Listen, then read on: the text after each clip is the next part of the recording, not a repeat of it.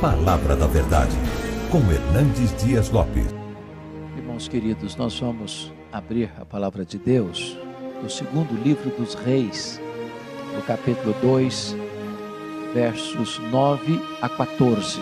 Segundo livro dos Reis, capítulo 2, versos 9 a 14. Este texto registra um dos episódios da vida de Eliseu, personagem que nós vamos tratar nesta noite. Segundo Reis, capítulo 2, a partir do verso 9 ao 14, diz o seguinte: havendo eles passado, Elias disse a Eliseu: pede-me o que queres que eu te faça, antes que seja tomado de ti.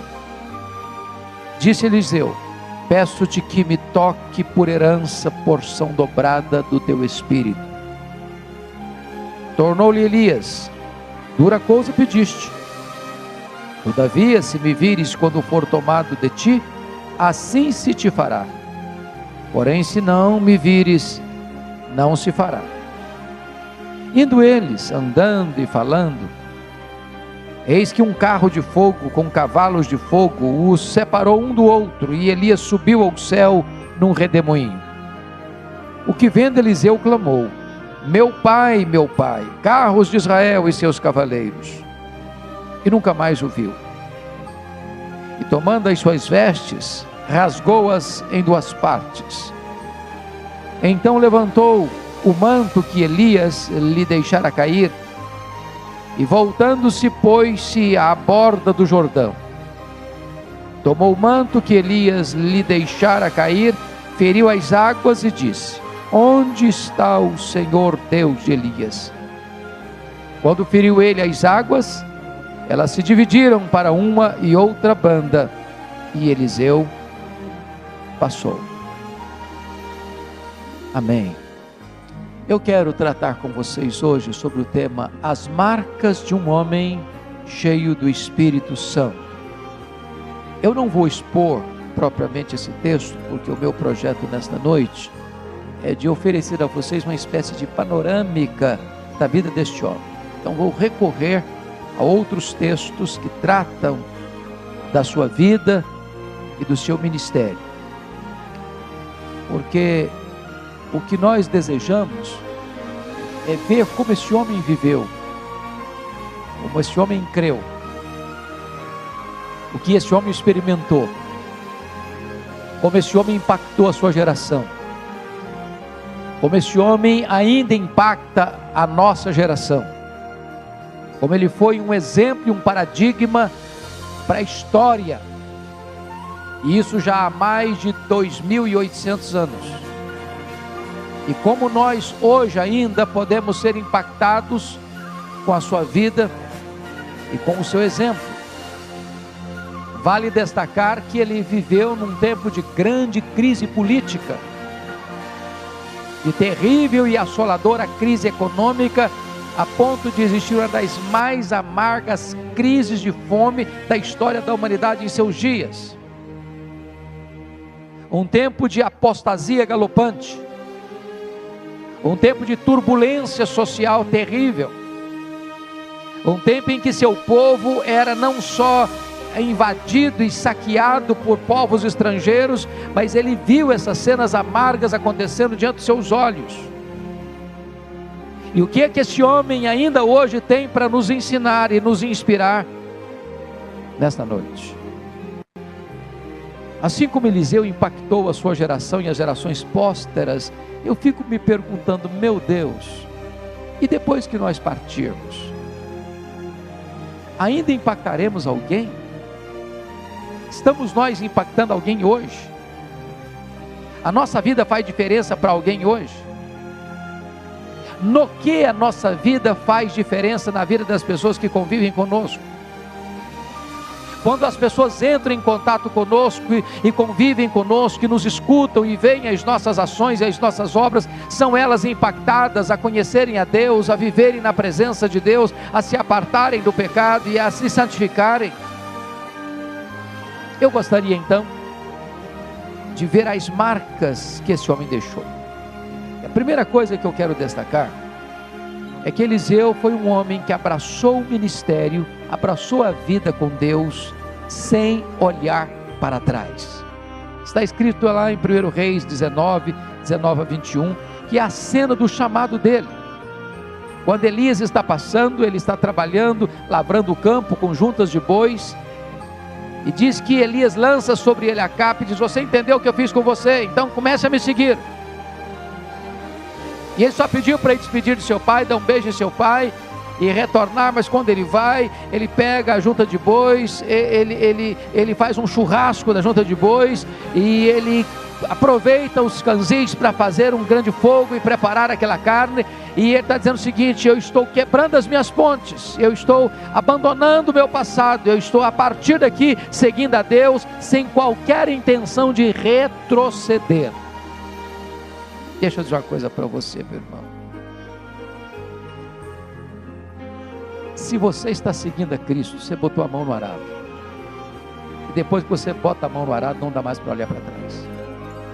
Vida cristã não é esse negócio de você entrar na dúvida, na incerteza e ficar olhando em várias direções, ou quem sabe olhando para trás, como o povo de Israel, sentindo saudade do Egito, e no coração voltando para o Egito, e querendo desfrutar das venturas do Egito, mas também não querendo largar mão da vida cristã. Não, em nome de Jesus, se você é um crente, seja um crente de verdade. É daqui para frente.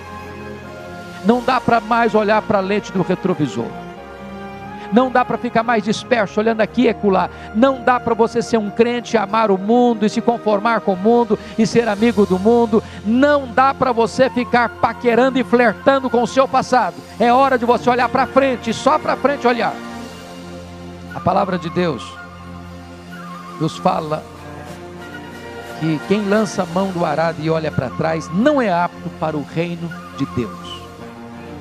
E eu acho interessante, porque quando a Bíblia fala de algumas pessoas que foram chamadas, Mateus estava trabalhando numa coletoria, e Jesus só disse para ele: segue-me, e ele largou tudo para trás e seguiu. Pedro largou as redes e o seguiu. Mais tarde Pedro disse: Senhor, nós tudo deixamos para trás e te seguimos. Eu fico olhando a história de um dos missionários mais conhecidos do mundo, Carlos Studd. Ele era um missionário inglês, ele era um grande esportista do seu país, um homem já conhecido e famoso naquela modalidade esportiva que ele praticava, e deixou sua fortuna, e deixou seu glamour, e deixou sua fama, e deixou seu sucesso para se tornar um missionário. E alguém disse: não é possível que você esteja fazendo isso, não é possível que você esteja renunciando a tudo isso, não é possível que você esteja deixando o glamour e a glória do esporte, da riqueza, para ser um missionário. E ele disse o seguinte: se Jesus Cristo é Deus, e Ele deu a sua vida por mim, nenhum sacrifício é grande demais que eu possa fazer por Ele. Ele já fez o maior de todos os sacrifícios, e é com essa determinação que eu vou segui-lo. Então não olhe para trás como a mulher de Ló, não volte atrás como fez Demas. É daqui para frente. Eliseu nos ensina essa primeira lição.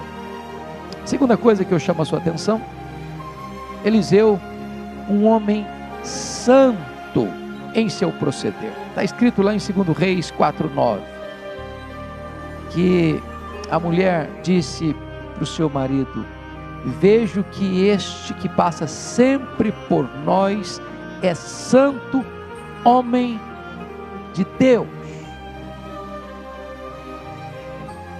Para um pouquinho para pensar comigo, como é que as pessoas nos conhecem? O que é que as pessoas falam de nós? Não é qual o conceito que nós temos de nós mesmos, é qual é a avaliação que as pessoas que estão à nossa volta têm a nosso respeito. Quem somos nós? O que as pessoas veem em nós? Qual é a percepção que elas têm ao nos observarem? E o relato que esta mulher dá para o seu marido é que este homem que passava por lá, e passava por lá, e passava por lá, e passava por lá, é um santo homem de Deus. Certamente essa não foi uma observação perfunctória, essa não foi uma observação epidérmica, superficial, essa foi uma observação profunda da sua vida, do seu testemunho, do seu exemplo. Se você perceber, essa era a opinião das mulheres, essa era a opinião do povo, essa era a opinião dos reis de Israel, essa era a opinião dos reis de Judá, essa era a opinião dos reis estrangeiros, essa era a opinião dos escravos, essa era a opinião dos seus discípulos, essa era a opinião dos generais. Esse é um homem de Deus,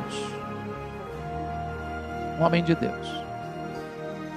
Mas esse homem de Deus tinha outra característica, está escrito lá em 1 Reis 19, 21, que ele era aquele que deitava água nas mãos de Elias. Sabe o que significa isso?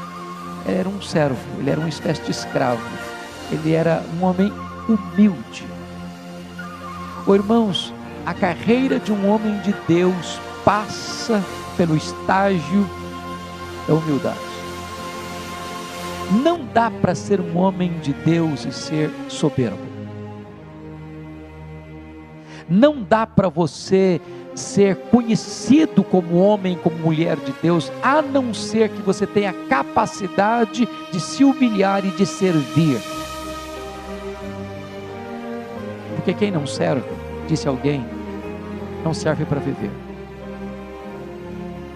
Se o seu coração tem qualquer sinal de altivez, de arrogância, de soberba, você precisa se humilhar, porque Deus exalta os humildes. Outra marca deste homem é que este homem, Eliseu, ele seguia um grande modelo.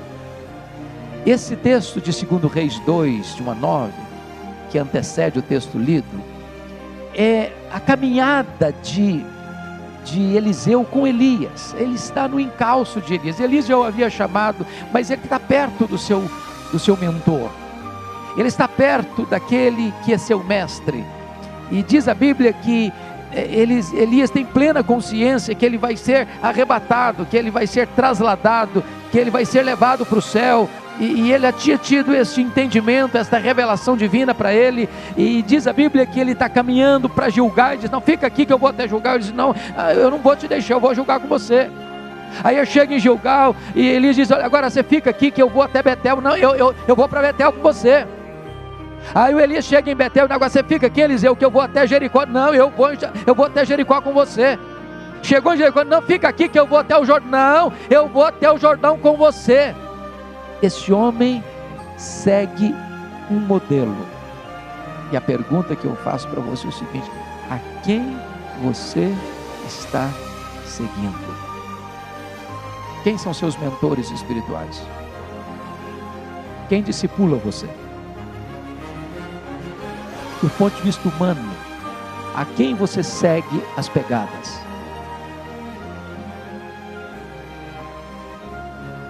Quem é exemplo para você? Em quem você mira? Quem é o seu modelo? Para quem você está olhando? É curioso isso, porque o apóstolo Paulo, quando escreveu a sua carta aos Coríntios, ele diz o seguinte: sede meus imitadores, como eu sou imitador de Cristo. E Jesus Cristo, nosso supremo modelo, diz: aprendei de mim, porque eu sou manso e humilde de coração. Irmãos, todos nós precisamos de um mentor espiritual. Todos nós. Alguém em quem confiamos, para quem abrimos o coração. Alguém que tem o direito de chegar para nós e perguntar assim: como é que vai a sua vida? De entrar em determinadas áreas particulares e íntimas da sua vida, para você prestar contas. Nós precisamos viver pactuados com alguém que esteja nos orientando, nos ensinando e sendo para nós exemplo de vida. Quarto lugar, como é que eu posso saber que ele era um homem de Deus? Pela sua integridade incorruptível. Segundo Reis 5,16, registra um fato curiosíssimo. Diz a Bíblia que o general sírio Naamã, leproso, vem com cartas do rei da Síria para o rei de Israel, para ser curado da sua lepra, porque escutara que tinha um homem em Israel que tinha a graça de Deus de orar pelas pessoas enfermas e elas serem curadas. E ele vem numa comitiva, com muitas riquezas, com muitas ofertas, pensando que essa questão do poder de Deus se daria através de uma diplomacia política. E quando o rei de Israel recebe a carta do rei da Síria, fica desesperado. Será que esse homem está querendo fazer guerra comigo? Ele sabe que eu sou um homem, que eu não tenho poder. Quando Eliseu escuta isso, porventura não há profeta em Israel, manda um homem para cá. Quando Naamã chega, esperando que o profeta o recebesse de tapete vermelho, o profeta nem aparece na varanda da casa. De lá de dentro manda um recado para ele: ó, você vai fazer o seguinte, você vai lá no Jordão, mergulha 7 vezes, está resolvido o seu problema. O Naamã ficou muito irritado. Ele era um homem acostumado com o glamour do poder, com os aplausos, e ele se sentiu humilhado, porque o profeta, em vez de ir recebê-lo e dar a ele as devidas condecorações necessárias a que ele estava acostumado, nem sequer o recebe, manda um recado. Mas graças a Deus ele foi aconselhado pelos seus servos: não, mas ele não mandou fazer nada difícil, só mandou você ir lá, faça o que ele mandou. E ele vai lá no Jordão, mergulha 7 vezes e sai limpo da sua lepra. E ele volta agora a Eliseu e diz: agora eu vim trazer o meu presente, agora eu vim trazer minha oferta, agora eu vim como gratidão expressar meu sentimento de alegria e gratidão pelo que aconteceu na minha vida. Eu fico pensando, no contexto brasileiro hoje, que pastor recusaria uma oferta generosa dessa? Hein? Porque hoje o pessoal está arrancando dinheiro até de pedra. O Eliseu disse: não, eu não vou receber a sua oferta. Eu não fiz esse trabalho por dinheiro. O poder de Deus não se compra com dinheiro. Você pode guardar suas ofertas, seus tesouros.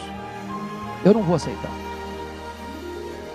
E é curioso porque o moço de Eliseu, o Geazi, está escutando essa conversa, coçando a cabeça, inquieto. Falei: meu Deus do céu, mas não é possível. Olha aí, muito dinheiro para não aceitar. Nós estamos numa pindaíba tão grande, nós estamos numa crise de fome. Por que esse homem não vai aceitar? Eu digo: mas nós estamos precisando de dinheiro. O Eliseu não aceita. Ponto importante aqui, meu irmão: não deixe o dinheiro seduzir o seu coração, nem diante da sua necessidade.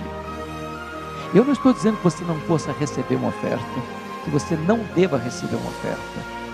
Eu só estou dizendo para você que você nunca pode passar a ideia de que a obra de Deus é comprada com dinheiro, de que Deus favorece alguém por causa de dinheiro, que a graça de Deus é comprada por dinheiro, que a sua motivação em fazer a obra de Deus é o retorno financeiro.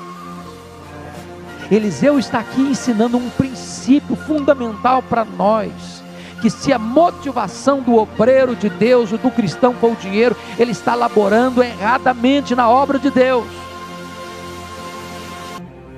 É curioso que, passado esse fato, e então Naamã está retornando com a sua comitiva para a Síria, na hora que ele dobrou a esquina, o Geazi aparece, correndo, inventou uma história, mentiu descaradamente, disse que o Eliseu recebeu algumas pessoas precisando de alguma ajuda, e que ele estava precisando sim da oferta. Você podia me dar um ciclo de prata e 2 vestes festivais? Um ciclo de prata são 35 quilos de prata.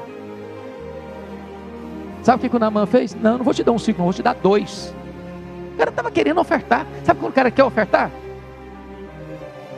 Fazer o cheque. Botou 2 sacos de 35 quilos de prata em cada funcionário. E o Geazi levou para um alto da montanha. Agora estou com o meu futuro garantido, agora estou com a minha aposentadoria definida. Depois chegar em casa, o Eliseu pergunta para ele: e aí, onde você estava? Não saí não. Você não saiu não? Pois o meu espírito acompanhou você. Deixa eu dizer uma coisa para você, Geazi. Você fez mal. A lepra do Naamã vai passar para você e para toda a sua descendência. E ele fica branco de lepra a partir dali e morre de lepra. E a lepra acompanha ele e a sua família. Meu irmão, deixa eu dizer para você, você não deve ter preço. Sua vida cristã, seu ministério não é um balcão, quem paga mais leva. Você precisa ser íntegro, incorruptível nesta área financeira. Num mundo em que a igreja evangélica brasileira, em muitos lugares, está comercializando a graça de Deus, você precisa ser íntegro nessa área. Terceiro ponto. Naamã, um homem que crê na intervenção extraordinária de Deus. É o texto que nós lemos, 2 Reis 2,14. Preste comigo atenção nesse fato, porque na medida que ele está caminhando com Elias, eles chegam ao Jordão, e Elias fere as águas do Jordão e o rio se abre. Hoje, quando você vai a Israel, o Jordão assim dá uma tristeza na gente, que a gente chega esperando assim um rio bem assim exuberante, caudaloso, e é um córregozinho hoje. É um córrego, para nós brasileiros é um córrego. Passar o rio Jordão era impossível naquela época. E agora ele chega, Elias já está elevado aos céus, e ele chega com a capa do Elias, fere as águas como Elias fizera, e faz a pergunta: onde está o Senhor Deus de Elias? Irmãos, essa pergunta é emblemática, porque essa pergunta tem o seguinte significado: será que Deus só fez milagres ontem, ou será que Deus faz ainda milagres hoje? Será que Deus só agiu sobrenaturalmente no passado, ou será que Deus ainda age sobrenaturalmente no presente? Será que Deus só agiu na vida de Elias, ou será que Deus ainda age também na minha vida? Esse é o ponto que nós estamos aqui orando. Foi a tônica que o pastor Ival para esse culto. Nós precisamos esperar e crer que Deus possa intervir hoje, que Deus possa fazer coisas novas hoje, que Deus possa fazer coisas extraordinárias hoje, que Deus possa realizar prodígios hoje, e nós jamais podemos perder isso de vista. Nós temos uma fé não apenas numa figura histórica do passado, mas no Cristo vivo que está entre nós. Nesta noite tem todo o poder, toda a autoridade nos céus e na terra. Às vezes nós não temos dificuldade de crer, é claro, que Deus fez milagres ontem. A Bíblia está cheia de registros. Se você é crente, você crê na Bíblia, e lá estão os milagres de Deus. Se você é crente, você não tem nenhum problema para acreditar que no futuro coisas extraordinárias vão acontecer, os milagres de Deus vão acontecer, as coisas estupendas vão acontecer na volta gloriosa do Senhor Jesus Cristo. Mas o seu problema, o seu drama é crer que hoje, agora, nesse momento, Deus possa intervir milagrosamente na sua, na minha, na nossa vida. Não era a dúvida de Marta? Se tu estiveras aqui, meu irmão não teria morrido. Conjugou o verbo no passado. Jesus não é ali, ele há de ressurgir, Marta. Eu sei, ele vai ressurgir no último dia. Conjugou o verbo no futuro. Aí Jesus diz: não, eu não fui, eu não serei, eu sou a ressurreição e a vida. Eu sou o Deus que opera hoje a sua história, na sua vida. Nós precisamos crer, irmãos, na intervenção de Deus. O Deus de Elias é o Deus que responde orações. O Deus de Elias é o Deus que fecha os céus para a chuva não cair. O Deus de Elias é o Deus que sustenta alguém milagrosamente num deserto. O Deus de Elias é o Deus que multiplica o azeite na botija da viúva pobre e a farinha na sua panela. O Deus de Elias é o Deus que manda fogo para consumir o holocausto e provar que só Ele é Deus. O Deus de Elias é o Deus que manda chuva do céu, trazendo restauração para um tempo de sequidão. Este é o Deus que ainda hoje atende e escuta a sua oração. É o Deus que intervém. Eliseu acreditava firmemente nessa gloriosa verdade. Quarto lugar. Eliseu, um homem abençoador. Foi um homem que sempre procurou meios e formas para abençoar as pessoas. Se não, vejamos. Quando ele passava por Sunem, e a mulher, que era uma mulher rica, o marido já idoso, ela olhava e dizia: por aqui passa um homem de Deus. Ela um dia conversou com o marido: que papo que a esposa tem com o marido? Olha, esse homem de Deus passa sempre pela gente. Vamos fazer aqui um quarto para ele? Bota uma cama, bota uma cadeira, bota uma mesa, bota um candeeiro, para que possa ser aqui um porto seguro para ele. Vamos fazer. Fizeram. Aí um dia o Eliseu está conversando com o seu moço Geazi e diz o seguinte: bom, o que nós podemos fazer por essa mulher que é tão generosa conosco? Foram perguntar para ela: não, nós já temos tudo, nós moramos no meio do nosso povo. Aí o Geazi diz: olha, essa mulher não tem filhos, o marido dela já é idoso. E Eliseu disse: daqui a um ano você vai ter um bebê. Ele era um homem que estava pensando na felicidade da família. Um abençoador sempre quer ver o bem-estar da família. É alguém que tem uma palavra de esperança para a família. Quando você para olhar outra cena dele, diz a Escritura que ele chega em Jericó e as pessoas começaram a dizer: olha, a cidade é boa. Aliás, a cidade mais antiga do mundo, a cidade que está no nível mais baixo do planeta. Mas disseram: as águas são imprestáveis, as águas são amargas, as águas não são potáveis, as águas não são boas para beber, para consumo humano.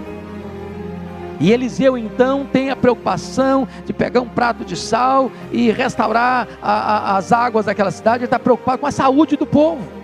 É um abençoador, ele está interessado na saúde do povo. Certa feita, uma mulher viúva de um dos alunos dele, dos discípulos dos profetas, chega para eles: olha, meu marido, teu servo, morreu, então lá em casa tem uma pindaíba, lá em casa não tem nada não, e aí mais ainda, os credores chegaram, então querem levar os nossos 2 filhos como escravos. E Eliseu perguntou para ela: mas o que você tem na sua casa? Não tem nada, só tem uma botija de azeite. Então já é um bom começo. Você vai pedir vasilhas para os seus vizinhos, vasilhas vazias, muitas, não pede pouco não, pede muito. Entra no seu quarto, bota lá a vasilha vazia. E diz a Bíblia que enquanto vasilhas vazias existiam, o azeite nunca deixou de jorrar. Olha que acabou a vasilha, acabou de jorrar. A limitação nunca está em Deus, a limitação sempre está em nós. Enquanto houver um coração disponível para Deus, haverá o azeite jorrando na nossa vida. Ele é um homem que se preocupava com o necessitado. Quarta experiência: vem Naamã, general estrangeiro, aliás muitas vezes inimigo do povo de Deus, e ele é aquele que poderia dizer: não, é inimigo? Não conta comigo, eu abençoo meu povo. Não, ele cura o Naamã, está preocupado em abençoar. Se você parar para perceber mais tarde, os discípulos estão passando fome, vão ao campo coletar alguns frutos para fazer uma refeição, pegaram a erva venenosa e houve morte na panela, e ele restaura a saúde na panela. Ele está preocupado com a alimentação do povo, com a alimentação espiritual do povo. Diz a Escritura que esse homem é um homem abençoador, porque em tempo de apostasia ele cria uma escola de profetas, para que a verdade de Deus fosse ensinada naquela geração.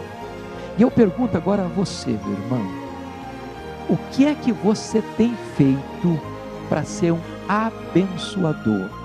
Dentro da sua casa, dentro da sua igreja, dentro do seu trabalho, dentro da sua faculdade, dentro da sua escola, dentro da sua família, macro, com seus amigos.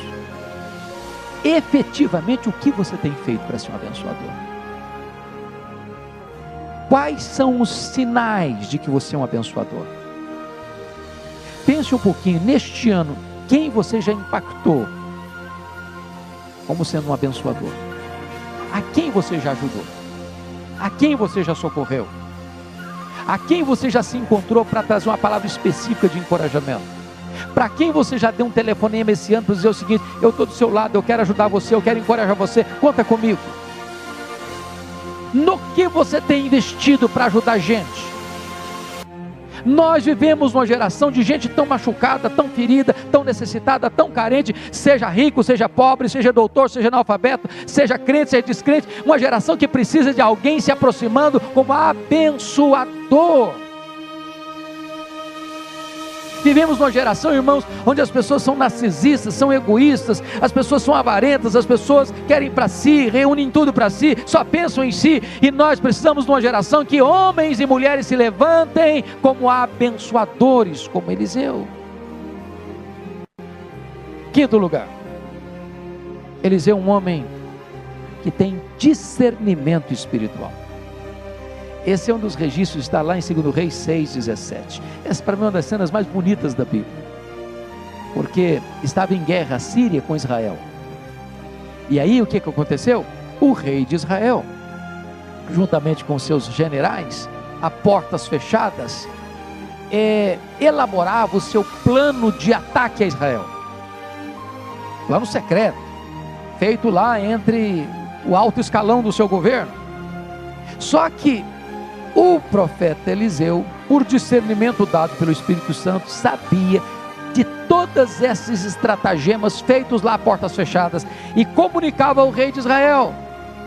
Quando a Síria chegava com seu plano de guerra, já havia uma antecipação militar de Israel, frustrando o projeto da Síria. Obviamente o rei pensou assim: tem alguém nos sabotando, tem alguém nos traindo. Quando comunicaram ao rei assim: não tem ninguém do nosso lado nos sabotando, nos traindo não, o problema é que tem um profeta lá em Israel que sabe tudo que acontece até nas recâmaras do rei. Aí o rei perguntou assim: bom, então nós precisamos saber onde esse cara está, compreendê-lo, informar para ele estar em Dotã. E o rei mandou cavalos, cavaleiros, o exército para cercar a cidade de Dotã. Quando o moço de Eliseu levantou de manhã bem cedo, era de madrugada ainda, e olhou, a cidade estava toda cercada, e ele disse: ai meu senhor, que faremos? E Eliseu disse: senhor, abre os olhos desse moço para que ele veja. E quando Deus abriu os olhos do moço, havia cavalos e carros de fogo ao redor de Eliseu. Porque Eliseu era um homem que tinha discernimento espiritual. Se nós não tivermos discernimento espiritual, nós vamos nos apavorar diante da enormidade dos nossos inimigos que querem, rodeando, nos destruir. Você precisa de discernimento espiritual para entender que mais são os que estão conosco do que os que estão contra nós. Você precisa de discernimento para entender que apesar da crise, Deus está no trono. Você precisa de discernimento para saber que o Deus é o todo-poderoso Deus, e o plano dele na sua vida não pode ser frustrado. Você precisa de discernimento para você ter paz no vale. Você precisa de discernimento para saber o seguinte: não importa a circunstância, Deus está com você, e nele você é mais do que vencedor em Cristo Jesus. Sem discernimento espiritual, irmãos, nós vamos naufragar na crise. Sem discernimento espiritual, nós vamos viver como produto do meio e não como influenciadores do meio.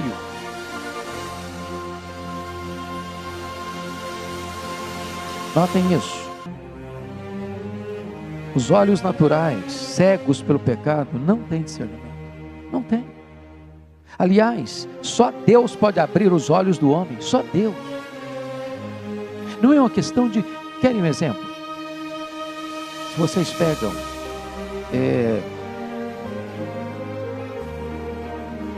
o que os pensadores do positivismo ensinaram, Augusto Comte: qual é o maior problema da humanidade? Resposta: ignorância. Vamos dar educação. Eu não sou contra a educação. Eu acho que nós precisamos mais e melhor. Mas o problema do homem básico não é ignorância. Não é. O que você pode dar educação para um homem, você pode dar conhecimento para um homem, você pode dar ciência para um homem, você pode fazer de um homem um intelectual e ele estar ainda arruinado, e ser um escravo, e ser um egoísta, ser um carrasco, e ser truculento, e usar toda essa informação que ele tem para massacrar ainda mais o próximo, para tirar ainda mais do próximo, para oprimir ainda mais o próximo. Nós precisamos ter discernimento que só Deus pode transformar, só Deus pode abrir os olhos, só Deus pode mudar a vida, só Deus.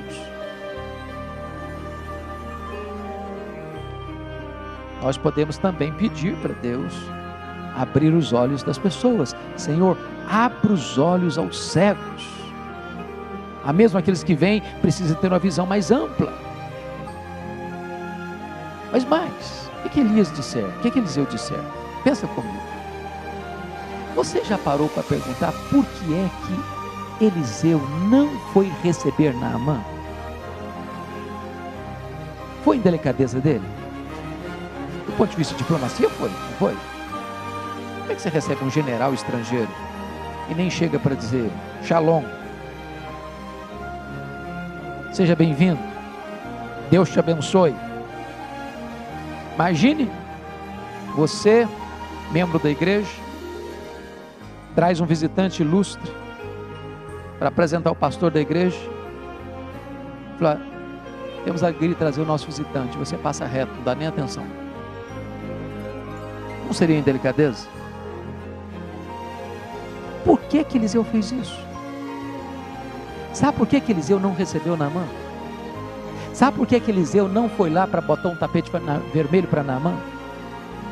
Porque Eliseu discerniu que havia uma lepra mais devastadora na vida de Naamã do que aquela que consumia a sua pele. A lepra da soberba. Ele precisava ser tratado da lepra interna antes de que ele fosse purificado da lepra externa. Discernimento. Nós precisamos de discernimento. Antes de Naamã ser curado da sua lepra, ele precisava tirar a sua armadura, porque se ele mergulhasse no Jordão de armadura e tudo, ele afundava. E para tirar a armadura, ele precisava revelar para todo mundo que de fato ele era leproso. Para você ser curado, é necessário que você se despoje de toda a vaidade, de toda a soberba, de todo orgulho, de toda a altivez. É preciso que você seja desnudado para que você seja limpo. Ele discerniu isso. Mas mais, ele discerniu a ganância do Geazi, o seu moço, e ao perceber que ele, Eliseu, recusa uma generosa oferta do general Naamã, ele percebeu que o Geazi não engoliu aquilo bem, não assimilou aquilo bem. Nós precisamos de discernimento espiritual, e discernimento espiritual é um resultado da intimidade sua com Deus. Penúltimo lugar, Eliseu é um homem que se agoniza para ver os mortos recebendo vida. Esta cena está em 2 Reis 4, 31 a 37, e essa é uma das cenas mais incríveis na Bíblia. Sabem por quê? Lembra aquela mulher que não tinha filhos? E Eliseu disse: o ano que vem você vai ter um menino? O menino veio mesmo, nasceu, cresceu. E aí o menino tem um dia de independência. É o dia em que o menino vai para o campo com seu pai. Agora ele deixou de ser uma criança para ser um garoto. Agora já acompanha o pai. Agora sai do ambiente doméstico. E no primeiro dia que o menino vai para o campo, ele tem uma dor de cabeça alucinante, e o pai nem vem para casa, porque pensa que é um problema comum, e o menino é enviado para casa, e chega em casa e morre. E diz a Bíblia que a mulher vai ao encontro dele. Ela não vai procurar o marido, não. Deixa o marido lá. Tem urgência, tem pressa. E ela vai ao encontro de Eliseu. E Eliseu, quando percebe que a mulher está chegando, ele descobre que ela está angustiada. E ele manda o Geazi. Não é com o Geazi que quer tratar. Ele diz para o Geazi o seguinte: vai, corre, bota o bordão profético no rosto do menino. E a mulher chega para o Geazi, para o Eliseu, e ele pergunta: vai tudo bem contigo? Com teu filho? Com teu marido? E ela respondeu: vai tudo bem. Vai tudo bem. Tudo bem, coisa nenhuma. E ela despeja o seu problema. Eu pedi filho para você? Pois é. Você me deu um filho agora para eu sofrer a dor do luto. Você vai ter que ir comigo agora. Diz a Bíblia que o Geazi vai à frente, bota o bordão profético no rosto do menino, e o menino continua morto. Lição para nós aqui, irmãos: o problema não era o bordão, o problema era quem carregava o bordão. Preste atenção nisso. E M. Bounds, um piedoso metodista do século XIX, disse certa feita que nós estamos procurando os melhores métodos e Deus está procurando os melhores homens. Deus não unge métodos, Deus unge homens. A obra de Deus não é feita decorando fórmulas sagradas. Não adianta você repetir determinadas fórmulas, não adianta você repetir determinados ritos, não adianta você repetir determinadas palavras. É preciso ter poder na sua vida, é preciso ter unção do Espírito na sua vida. O bastão na mão do Geazi não ressuscita os mortos, porque homens mortos tiram de si mensagens mortas, e mensagens mortas matam. Diz a Bíblia que o Eliseu vai, e ele pega esse menino, leva para o quarto, e ele se identifica com a frieza cadavérica desse menino, se esticando sobre ele, mão na mão, olho no olho, boca na boca. Diz a Bíblia que ele se agoniza. Diz a Escritura que daqui a pouco a carne do menino aqueceu, mas ele não se contenta com o sinal de vida, ele quer vida. E ele persevera, e ele levanta e anda para lá e anda para cá, e volta outra vez, até que o menino espirrou, e a vida voltou nele. Mas o que isso significa para nós? Nós também lidamos com meninos mortos, nós também lidamos com gente morta em delitos e pecados, e a não ser que nós nos agonizemos por essas pessoas, nós não as veremos recebendo vida. Nós precisamos de autoridade espiritual, de poder espiritual, de envolvimento com essas pessoas. Nós precisamos ter vida com Deus, para que desta maneira, pela graça de Deus, os mortos também ressuscitem. Oh, irmãos queridos, não tem nada mais dramático, pense comigo nisso, do que pastorear uma igreja de ovelhas mortas. Vocês acham que existe morte por aí? Vocês acham que há pessoas que frequentam igrejas hoje, que recebem os sacramentos na igreja hoje, mas que ainda estão mortas, que ainda não tem sinal de vida? Nós precisamos, à semelhança de Eliseu, nos agonizarmos pelas pessoas que estão mortas nos seus delitos e pecados. Ressuscitar os mortos é a nossa missão. Aliás, pensa comigo na cena de Ezequiel 37, o que diz a Escritura que Ezequiel é transportado para um vale, e quando ele chega naquele vale, ele vê ossos, muitos ossos, não apenas secos, mas sequíssimos. E há uma pergunta para ele: filho do homem, porventura poderão reviver esses ossos? E a resposta dele é magnífica: Senhor Deus, Tu o sabes. Sabe o que ele está dizendo? Se Tu quiseres, esses ossos podem ressuscitar. Há muitas pessoas que estão sequíssimas. A morte chegou há muito tempo, a morte domina há muito tempo, a morte já mostrou sua carranca há muito tempo. E se Deus quiser, esses mortos podem ressuscitar. Aqueles que você diz: não, para esse não tem mais jeito, para esse não tem mais esperança, para esse a morte chegou, se estabeleceu e não tem como mudar essa história, não tem como reverter essa situação. Se Deus quiser, tem jeito. Se Deus quiser, os mortos ressuscitam. e o Espírito Santo foi enviado, o Espírito Santo foi soprado, a palavra de Deus foi proferida, e os mortos ressuscitaram, e o vale de ossos secos se transforma num exército poderoso. Esse é o nosso papel, meus irmãos, esse é o nosso papel, lidar para que os mortos ressuscitem. Note outra coisa importante em Eliseu nesse processo, é que se você falhar na primeira tentativa, não desista. Porque notem que ele se coloca sobre o menino, ele se envolve com o menino, ele se simpatiza com o menino, mão na mão, olho no olho, boca na boca. O menino aquece, mas não ressuscita. Mas ele não desiste. Ele volta, ele volta.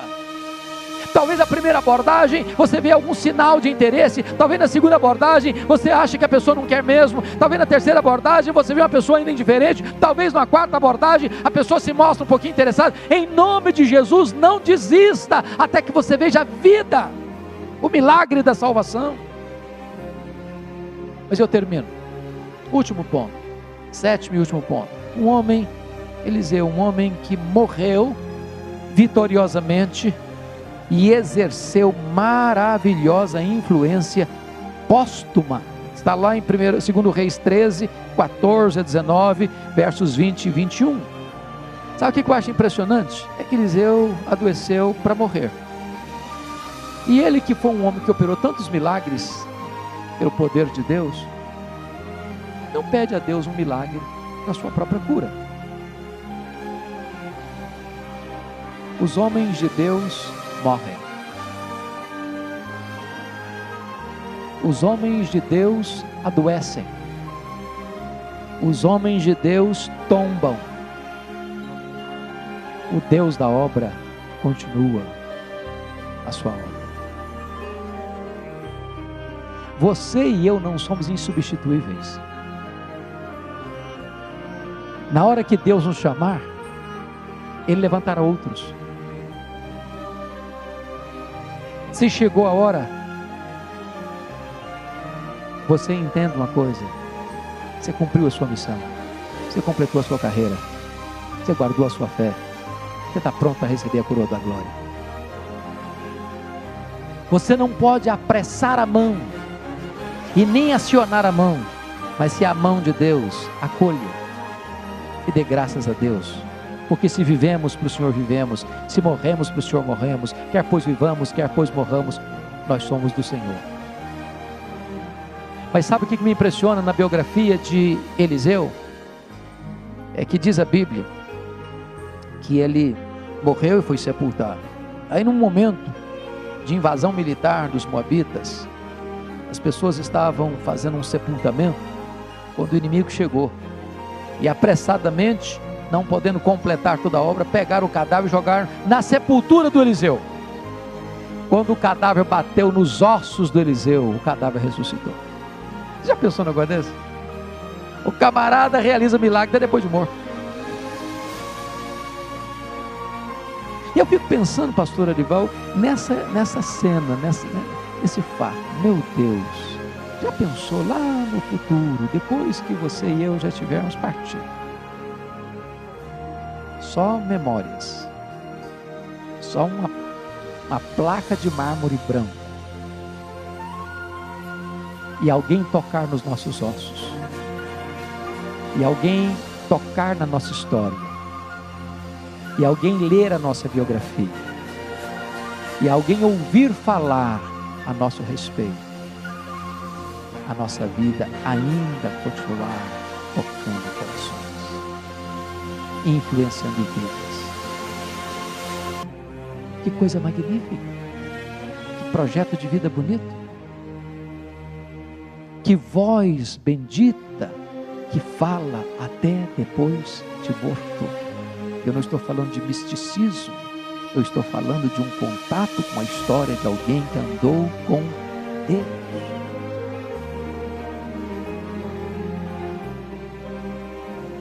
Agora pense comigo isso para terminar. Geazi, Elias, Eliseu andou com Elias, aprendeu com Elias, recebeu porção dobrada do espírito de Elias, fez o dobro de milagres de Elias. Honrou o seu mentor, andando nas mesmas pegadas. No entanto, Geazi, que conviveu com Eliseu, que viu mais milagres do que Eliseu viu pelas mãos de Elias, andou com gente santa, homem de Deus, mas não aproveitou a oportunidade e permitiu que a ganância e a avareza dominassem o seu coração. Em vez de fechar sua biografia de maneira linda e brilhante, ele encerra sua biografia leproso e sendo uma maldição para toda a sua descendência. Que escolha terrível, que apesar de ter tantas oportunidades, desperdiça todas elas. Hoje nós temos diante de nós duas figuras, Eliseu e Geazi. Que modelo vamos seguir? A minha esperança e a minha oração é que, assim como Eliseu pediu porção dobrada do Espírito de Elias, hoje você e eu tenhamos a coragem de pedir porção dobrada do Espírito de Eliseu. Dizer: Senhor, Tu fizeste no passado, faz de novo, Senhor. Tu és o mesmo Deus. Estamos num momento de crise? Estamos. Estamos vivendo um tempo difícil no mundo? Estamos. Então, Deus, Tu és o mesmo, faz outra vez. Levanta Eliseu de novo e dá-nos porção dobrada do Espírito de Eliseu. Vamos orar pedindo isso, irmãos queridos? Você pode ficar em pé?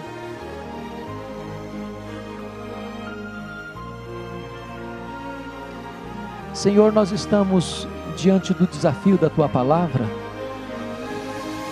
e tudo que foi escrito para o nosso ensino, foi escrito para nos inspirar, nos motivar a Te conhecer e andar contigo.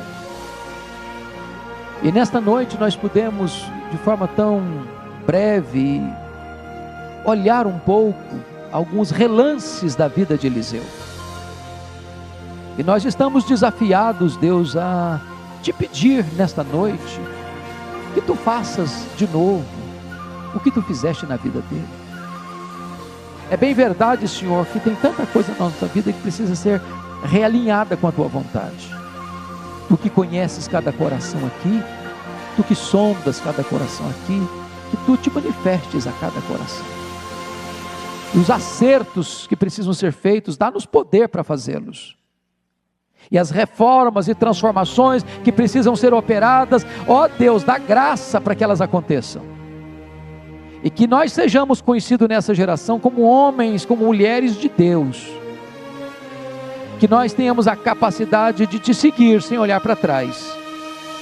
Que possamos crer na Tua intervenção soberana ainda hoje e experimentá-las.